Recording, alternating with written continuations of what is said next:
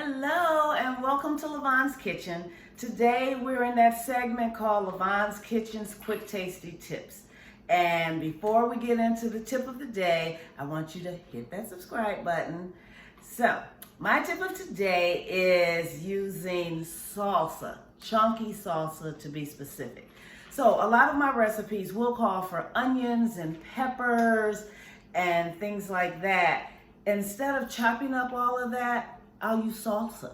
Yes, salsa. It has onions, it has peppers, it has tomatoes, it has so many seasonings in it. So I like to use salsa in a lot of my recipes. I'll use it in my chili.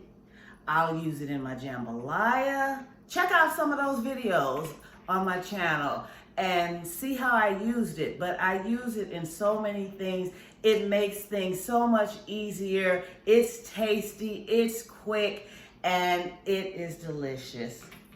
Try it, and I'll see you next time in Lavonne's Kitchen. Don't forget, hit that subscribe button. Bye.